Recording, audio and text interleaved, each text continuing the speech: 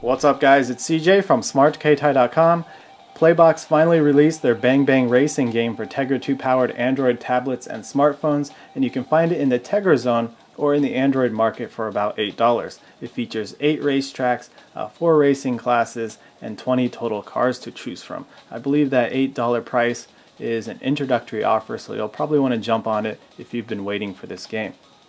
As usual, I'll post a link for it down in the description below. But enough talk, let's go ahead and take a quick look at the game to see how it plays on a Motorola Xoom. So we'll tap continue. Not many options here: credits, instructions on how to play, stats. So we'll just jump into play.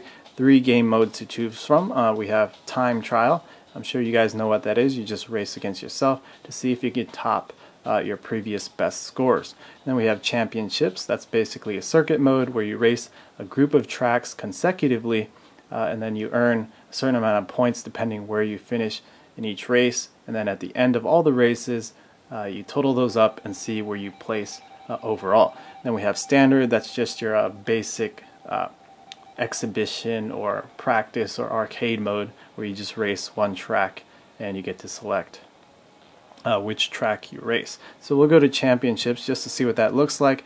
And then here we have our 4 classes. I only have the default first class, so you won't be able to see any of the crazy looking cars or anything like that. So let's go ahead and select a car. You can see that our speed to grip ratio actually changes as we shuffle through them. So I'm going to go with something with a balanced attack. Then you can change the color of the car over here. I'll go with black and red, and we'll start. Alright, so before we actually start, let me just talk about the controls, because they're a bit different. I guess you would call them innovated, because you don't really see them on racing games like this, but the controls are definitely different, and it's going to take some time to get used to, at least for most of us.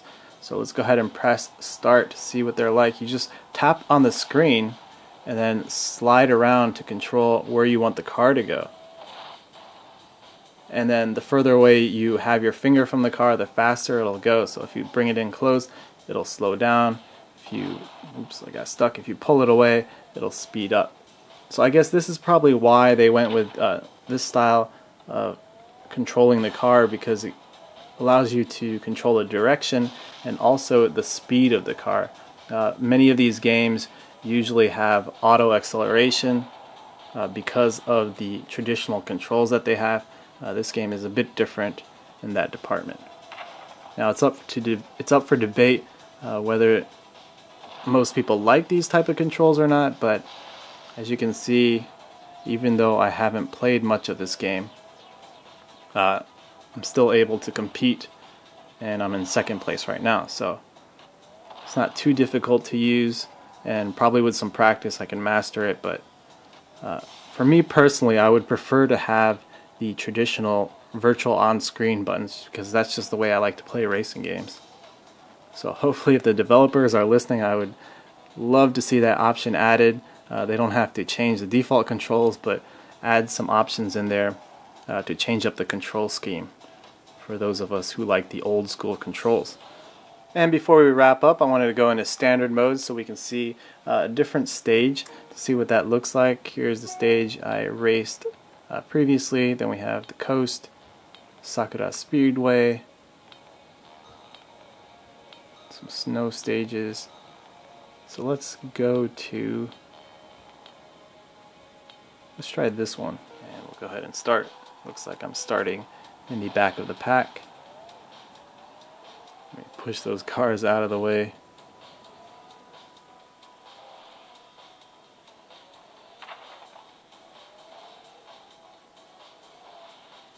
So aside from the controls, you can see that the graphics are excellent. They look really nice and polished. That always makes for an enjoyable experience. Crashed right there. Now I'm not going to race this whole track because it looks quite difficult with all these winding roads, but just want to show you what it looks like. Let's actually go back and jump into another one.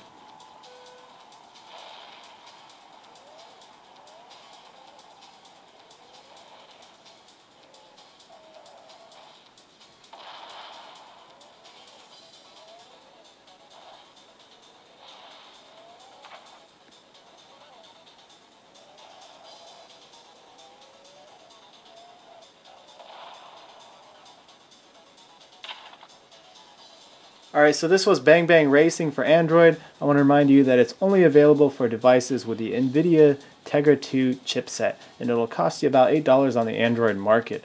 Now, as you just saw, the game has fantastic graphics, and it's pretty fun the way it is now, but if they threw in another control scheme, for those of us who like the traditional on-screen controls, then it would probably go from being a good game with mixed reviews to being an overwhelmingly great game. Of course, that may just be my opinion, but many reviews in the Android market seem to share that same thought process.